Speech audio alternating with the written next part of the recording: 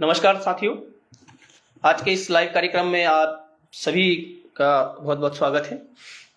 और जैसा कि हमने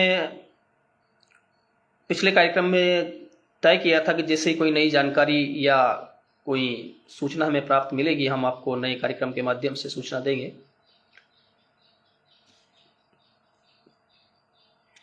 हम अभी 2 दिन पहले यानी परसों हमारे साथियों के साथ में हमारे भोपाल का दौरा था और उस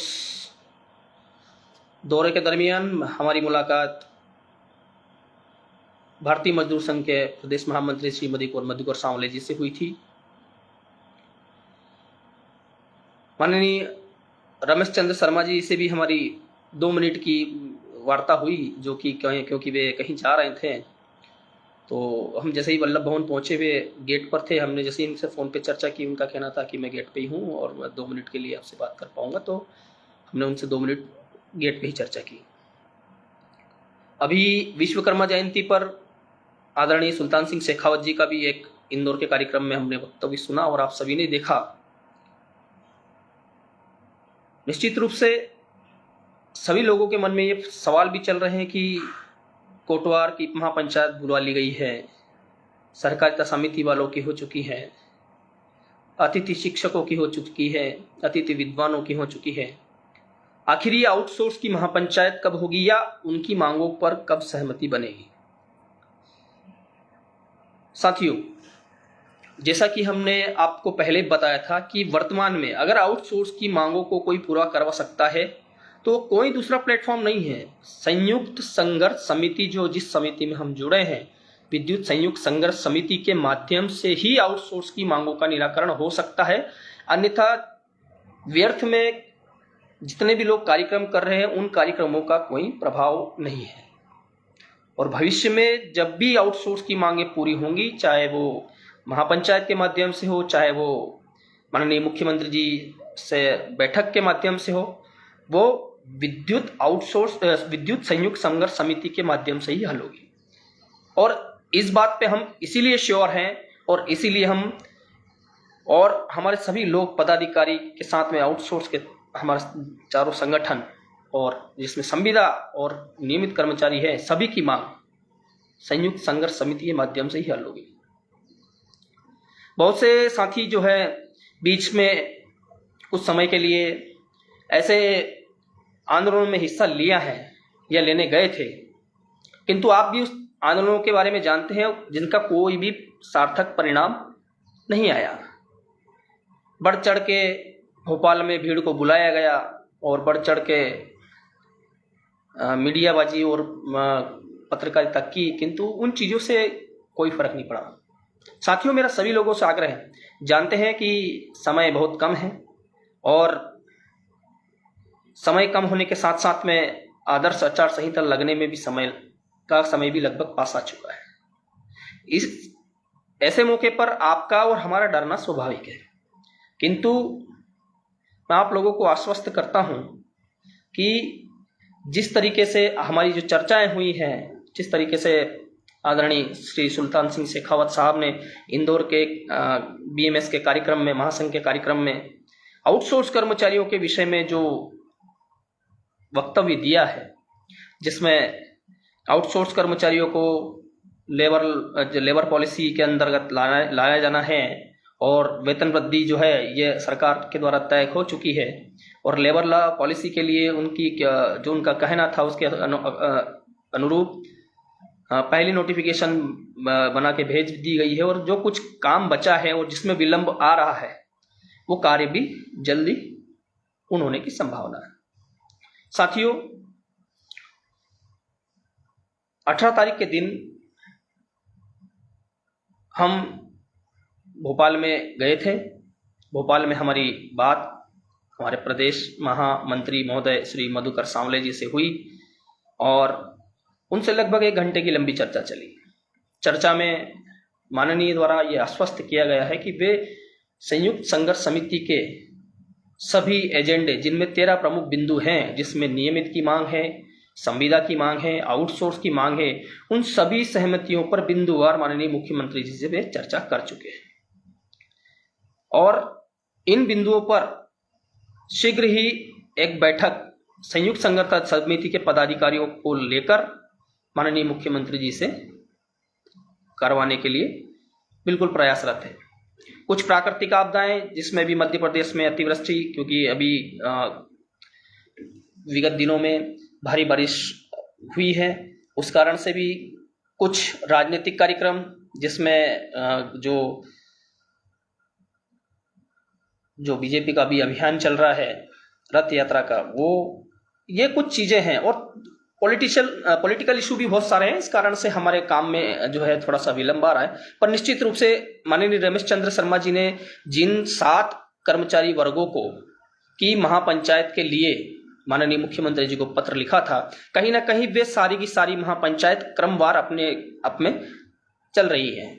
उसमें अतिथि विद्वानों का, सहकारिता समिति वालों का, अपने अतिथि शिक्षकों का, उसके साथ में कोटवार का, तो ये सब महापंचायत आप होते हुए देख रहे हैं, वो लगातार हो रही है। साथियों, वर्तमान में समय बहुत नाजुक है। माननीय मुख्यमंत्री जी का भी कहना है कि अगर हड़ताल विरोध प्रदर्शन करोगे तो आपको कुछ भी नहीं मिलेगा, और अगर बैठकर बात कर समस्या का निराकरण करेंगे। तो हम बिल्कुल बैठकर बात कर रहे हैं विद्युत संयुक्त संघर्ष समिति के माध्यम से, और जितनी भी महापंचायतें हुई हैं या हो रही है, उन सबको करवाने में पूरा का पूरा श्रेय बीएमएस को जाता है। क्योंकि माफ कीजिएगा, नेटवर्क की प्रॉब्लम होती है।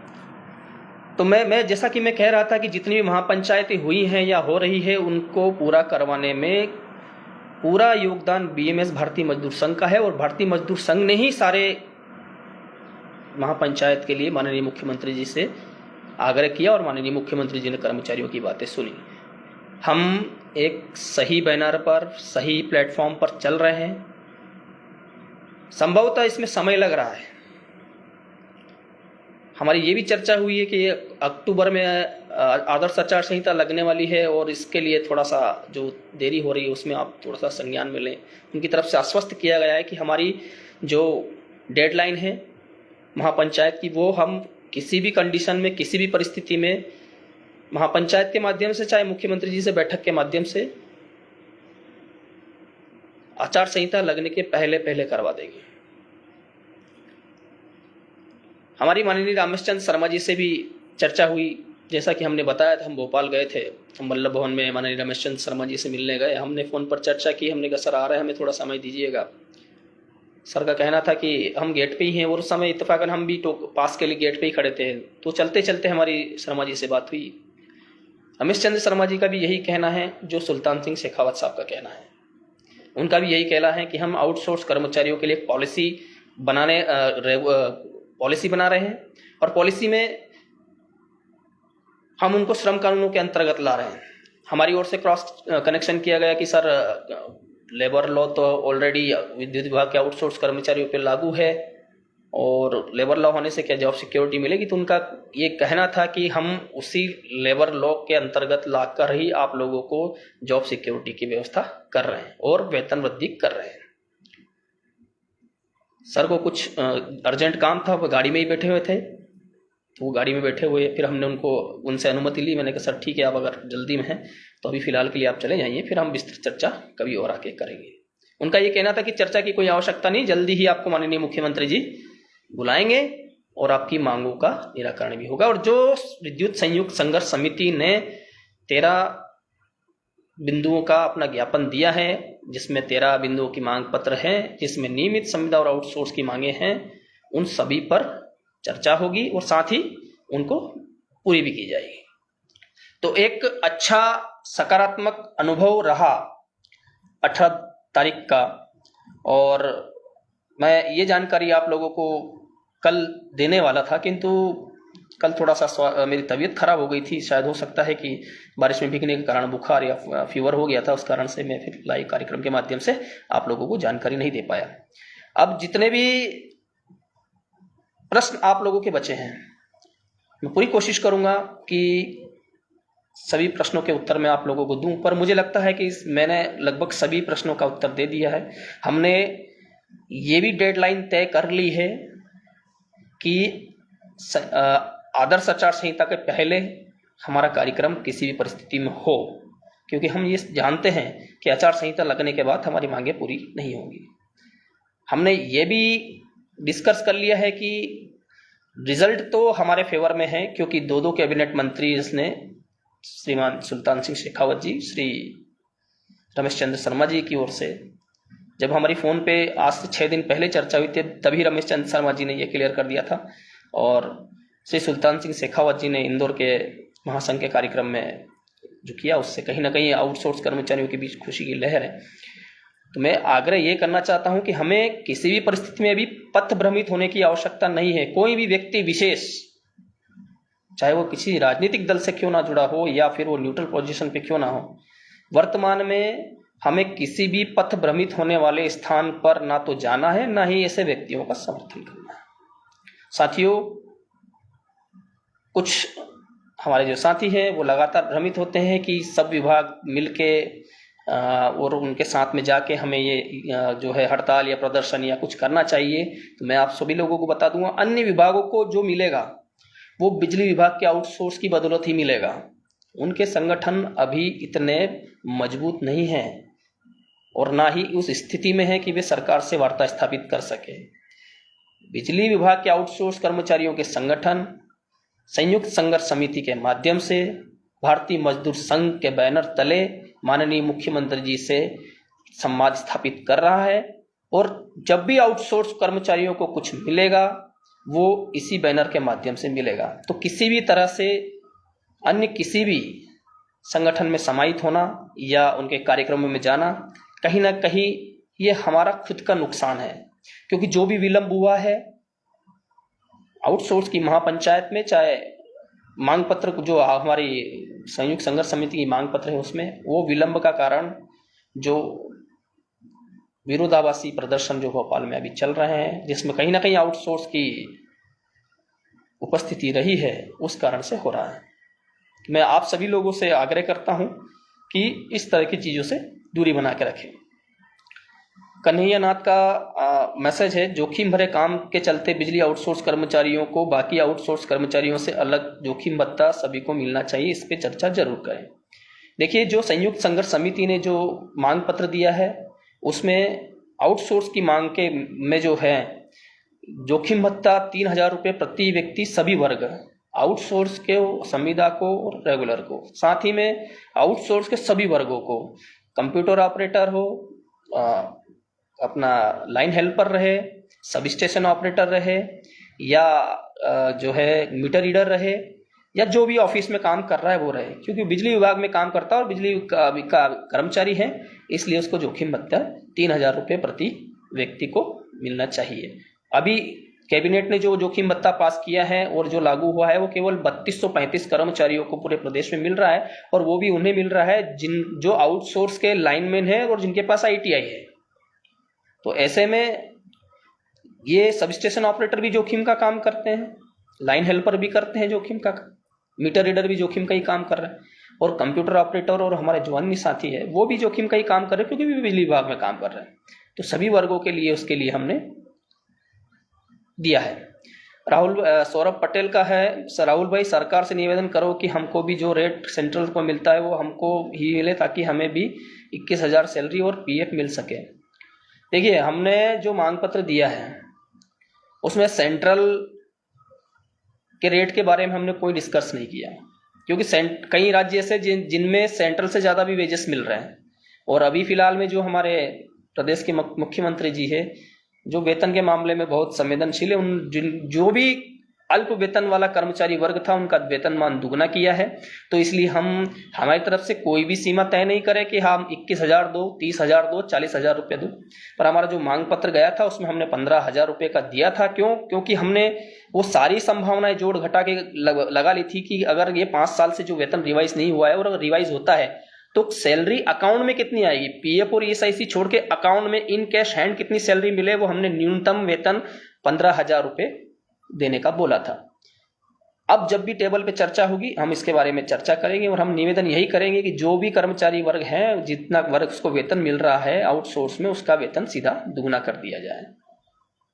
बहुत सारे साथी इस लाइव कार्यक्रम में कैमरे पे आना चाहते हैं मेरे साथ जुड़ने के लिए, पर मैं माफ़ी चाहूँगा क्योंकि मैं उनको जोड़ नहीं पाऊंगा। मैं कमेंट्स स्क्रॉल कर रहा हूँ।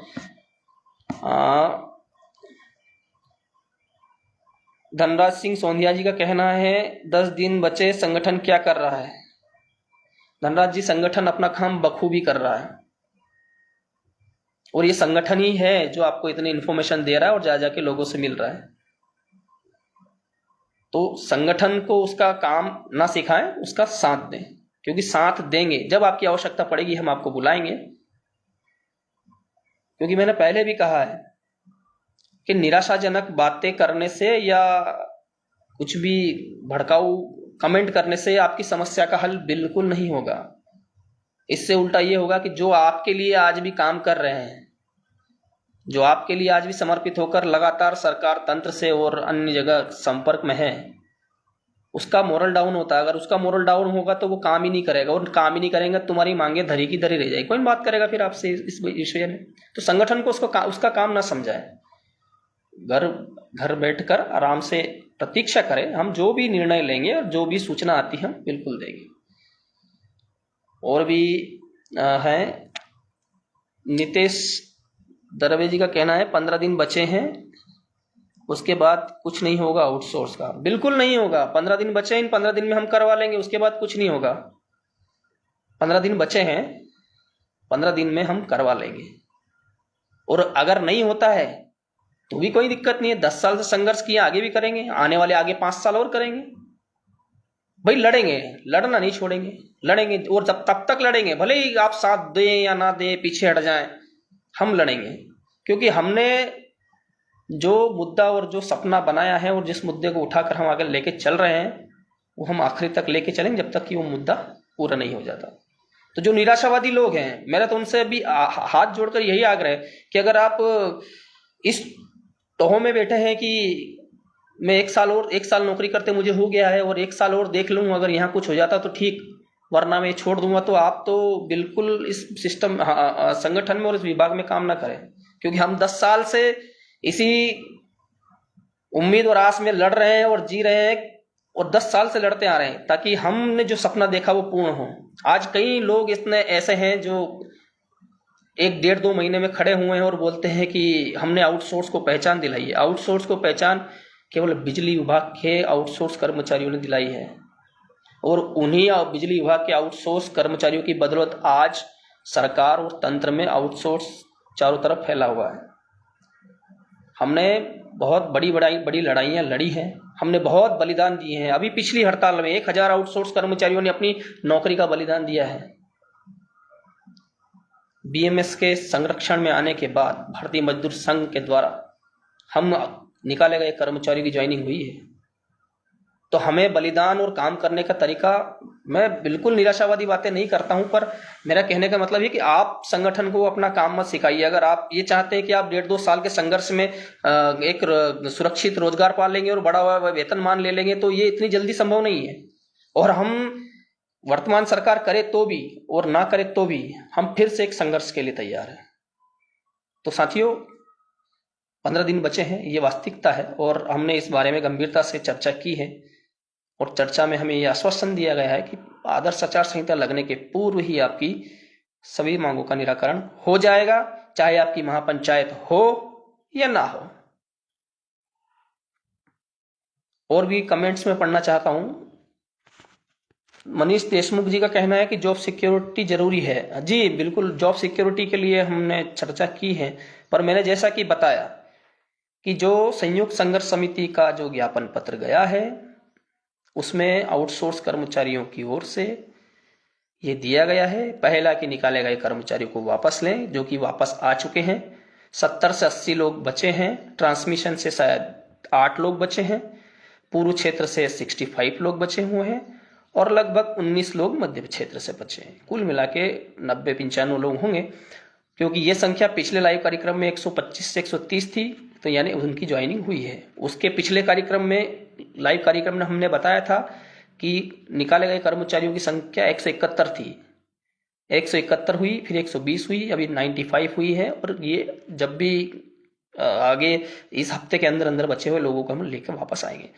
तो हमने मांग पत्र में रखा था आउटसोर्स कर्मचारियों की वापसी हो, उन्हें वेतन बढ़ाया हुआ वेतनमान मिले, मतलब वेतन बढ़ाया जाए, जोखिम भत्ता दिया जाए, वरिष्ठता के आधार पर, वरिष्ठता यानी जो 5 साल से काम कर रहा है, 10 साल से काम कर रहा है, 2 साल से काम कर रहा है, उसकी वरिष्ठता के आधार पर उसके वेतन का निर्धारण हो। यानी जो आज लगा वो भी 10,000 लेगा और जो 10 साल से काम कर रहा है उसे भी 10,000 मिलेंगे, तो ये गलत है। तो हमने ये भी एक मांग रखी है कि जिसे 2 साल हो गए उसका वेतन अलग, जिसको 5 साल हो गए उसका वेतन अलग, जिसको 10 साल हो गए उसका वेतन अलग और जिसको 15 साल हो गए उसका वेतन, उसके वेतन में अंतर होना चाहिए, क्योंकि वो वरिष्ठ है, वो ज्यादा अनुभवी है। तो ये एक मांग रखी है। और उसके बाद हमने रखी जॉब सिक्योरिटी प्रदान की जाए, ये हमने मांग रखी। और जो मांग पत्र है वो माननीय मुख्यमंत्री जी के समक्ष जा चुका है। प्रदेश महामंत्री जी ने हमसे बताया कि आपके मांग पत्र पे हम बैठ कर डिस्कस कर चुके हैं, एक बार की वार्ता हो चुकी है और 1 या 2 दिन में संयुक्त संघर्ष समिति के पदाधिकारी रविवार के पहले पुनः भोपाल जाएंगे। जो मांग पत्र पर माननीय मुख्यमंत्री से बैठक होनी है, या तो वो तय होगी, या फिर जो मांग पत्र पे जो घोषणाएं होंगी वो तय होंगी, या महापंचायत तय होंगी। इसकी सूचना आप सभी लोगों को दे दी जाएगी। साथियों, हाँ, समय लग रहा है और हम समझ रहे हैं कि आपके मन में डर भी है, क्योंकि आचार संहिता लगने वाली है, किंतु संगठन जिस तरीके से काम कर रहा है पूरी निष्ठा और ईमानदारी से, निश्चिंत रहिए, ये 15 दिन के अंदर अंदर सारी चीजें, समस्याओं का समाधान हो जाएगी। आर्यन जायसवाल जी का कहना है, जो कि विंध्य टीवी से हैं, वैसे तो वेतन रिवाइज होने पर ऑलरेडी 18,000 वेतन हो जाती, परंतु इसमें भी सरकार लोचा करके रखी है। मैं नहीं समझ पा रहा हूं आर्यन जायसवाल जी की उसमें क्या लोचा होगा या क्या कुछ, क्योंकि हमारा तो ये कहना है कि जब वेतन रिवाइज होगा, तो जो वेतन रिवाइज होता तो उसमें एक जो फर्स्ट वेतन रिवाइज होगा उसमें करीबन 3,000, हमारी कैलकुलेशन के हिसाब से करीबन 3,000 की वेतन वृद्धि होगी।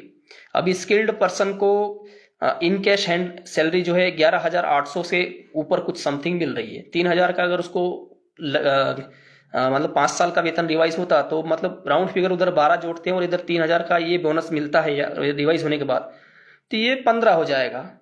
ठीक है। और अगर सरकार अगर ये चाहती है कि जैसे अन्य विभागों में वेतन जैसा दुगना किया गया वैसा सीधा दुगना कर दिया जाए, तो एक बेनिफिट ये हो जाएगा कि जो जैसे 12,000 आज मिल रहे हैं उसे कम से कम भविष्य में 22-23,000 24,000 मिले। या अगर ये केवल वेतन रिवाइज वाला फंडा अगर देखें, अगर वो दो बार का वेतन रिवाइज एक साथ रिवाइज कर देती है, तो निश्चित तौर पर 12 और 3 6 12 और 6 18, क्योंकि एक 5 साल के वेतन रिवाइज में 3,000 का इंक्रीमेंट होगा, तो 2 बार का 6,000 हो गया, तो जो 12,000 सैलरी ले रहा है उसको 18,000 इन कैश हैंड मिलेगी। तो ये हमारी कैलकुलेशन है। और इसके साथ में हमने जोखिम भत्ते के लिए भी प्रयास कर रहे हैं कि स्पेशली बिजली विभाग में जो आउटसोर्स कर्मचारी उन्हें कम से कम 3,000 रुपये मासिक अतिरिक्त जोखिम भत्ता मिले, तो अगर वो भी लागू हो जाता है, क्योंकि वो कैबिनेट से पास हो चुका है और उसको देने में कोई ज्यादा बड़ी समस्याएं नहीं आएंगी, तो और सभी वर्गों को मिलेगा। तो अगर 18 भी सैलरी होती है और 3,000 जोखिम भत्ता मिलेगा, तो निश्चित तौर पर कर्मचारी की सैलरी 20-21,000 रुपए के आसपास चली है। पर यह संभावना है, ये हम संभावनाएं बता रहे हैं। ये जायसवाल जी के प्रश्न का उत्तर देते हुए मैंने संभावनाएं बताई है। अब जो भी करना है वो सरकार को करना है और जो भी घोषणा करेगी वो सरकार करेगी। हकीम अली खान का कहना है, सर हमारी सुनवाई कहीं नहीं हो रही है, अब आचार संहिता लगने वाली है। भाई साहब, मैं इस प्रश्न का जवाब दे चुका हूं। अगर आप देखना चाहते हैं तो लाइव कार्यक्रम के बाद इस वीडियो को फिर से देखें। सत्यम सिंह जी का कहना है, सत्यम सिंह जी का कमेंट निकल गया और लाइव चल रहा है, इस कारण से उसका जवाब नहीं दे पाऊंगा, पर मैं आपकी कमेंट का जवाब जरूर दूंगा। हाँ, सत्यम जी कहना है, मध्य प्रदेश विद्युत विभाग में भेदभाव की नीति को अनुकंपा से परेशान है, सन 2000 से 2012 के समान प्रकरण में अनुकंपा नियुक्त दिलाने कृपा करें। सत्यम जी, जो विद्युत संयुक्त संघर्ष समिति ने जो मांग पत्र दिया है और जिन 13 बिंदुओं का मैं उसमें बार बार उल्लेख कर रहा हूं, उन 13 बिंदुओं में जो अनुकंपा आश्रित जो है उनकी मांगों को भी रखा गया है। वो मांग पत्र आप सभी लोगों ने पढ़ा है, निश्चिंत रहे, क्योंकि हमारा संयुक्त संघर्ष समिति की ओर जब चर्चा हुई तो उनका स्पष्ट कहना है कि सभी 13 बिंदुओं पर चर्चा होगी। चर्चा में जो जो चीजें घोषणा होगी वो या फिर निराकरण निकलेगा वो आप सभी लोगों के सामने रहेगा। विद्युत संयुक्त संघर्ष समिति सभी 13 मांगों पर बिल्कुल अडिग है और उनको पूरा कराने के लिए लगी हुई है। आकाश तिवारी का कहना है कि वापसी का क्या होगा। आकाश तिवारी जी, आपसे मेरी कल भी बात हुई थी इस फोन पे। हमने कहा था कि बात चल रही है। कल जबलपुर में माननीय अजय मिश्रा साहब और हमारे संगठन के सतीश साहू जी दोनों पूर्व क्षेत्र के विषय में माननीय महोदया सीजीएम एचआर जबलपुर से मिलकर आए हैं। उनके द्वारा आश्वस्त किया गया है कि सभी कर्मचारियों को वापस ले लेंगे। जो 95 कर्मचारी बचे हुए हैं उन सभी कर्मचारियों की वापसी भी तय है। जब 1028 थे तब भी हमने कहा था कि सभी वापसी तय है। जब उसमें से 800 कर्मचारियों की वापसी हुई तब भी हमने कहा था कि आपकी वापसी तय है। जब 171 बचे थे तब भी हमने कहा था कि आपकी वापसी तय है। और जब आज 95 बचे हैं, यानी हम 90% कर्मचारियों को अंदर ला चुके हैं। थोड़ा सा हमें उसमें समय चाहिएगा, क्योंकि उसमें संगठन अगर वापसी पे ही उलझा रहा तो मांगों का क्या होगा। और मांगों के लिए भी उतना ही प्रायोरिटी है जितनी वापसी के लिए प्रायोरिटी है। हम भी बाहर थे, आज हम भी सेवा में वापस आ चुके हैं। तो दोनों चीजें हम समानांतर चला रहे हैं। अब थोड़ा सा अपने मैदानी अधिकारियों से भी इस विषय पे चर्चा कीजिए, अपने जनप्रतिनिधियों से भी उनके ऊपर दबाव बनवाइए, क्योंकि हमने अधिकांश जगह, जब हम परसों भोपाल गए थे वहां के सीजीएम एचआर से चर्चा हुई तो उनका भी कहना है हमने सभी को वापस रखने के आदेश दे दिए हैं। जब कल जबलपुर में भी माननीय सीजीएम एचआर महोदया से चर्चा हुई तो उनकी ओर से भी जो हमारे संगठन के पदाधिकारी गए थे उनको कहना था कि हमने सभी को वापस रखने के आदेश दे दिए। थोड़ा सा अपने जनप्रतिनिधियों से भी चर्चा करें, अपने एसीस को फोन लगवाएं, अपने डी को फोन लगवाएं और थोड़ा सा दबाव बनाएं, तो निश्चित तौर पर संगठन और थोड़ा से आपके सहयोग से ये कार्य शीघ्र पूर्ण हो जाएगा। राहुल डोडिया जी कहते हैं बहुत मेहनत कर रहे हैं आप लोग, हमेशा आपके साथ है, बहुत बहुत धन्यवाद। हकीम जी का कहना है कि सर हमारी सुनवाई कहीं नहीं हो रही है, अब आचार संहिता लगने वाली है। भाई साहब, आचार संहिता के विषय में मैं बिल्कुल क्लियर कह चुका हूं, पहले भी कह चुका हूं, वापस से कहना चाहूं कि आचार संहिता लगने के पहले संयुक्त संघर्ष समिति लगी हुई है कि अपना काम हो जाए। अंतर सिंह जी कह रहे हैं कि भाई साहब हमारी महापंचायत कब होगी। शायद आप फिर से, मैं एक बात बता चुका हूं, एक ही बात को बार बार अपन रिपीट नहीं करेंगे।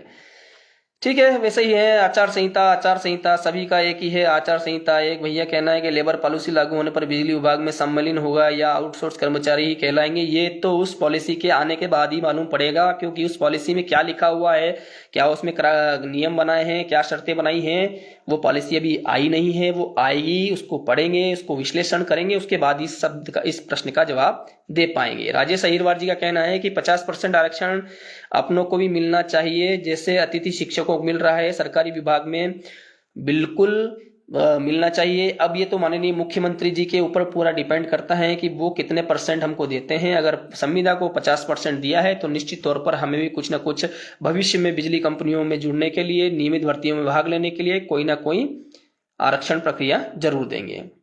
जितेंद्र सिंह जीते का कहना है कि जीते संगठन पर हमें पूर्ण विश्वास है, जल्दी कामयाब होंगे। धन्यवाद, बहुत बहुत धन्यवाद जितेंद्र सिंह जी।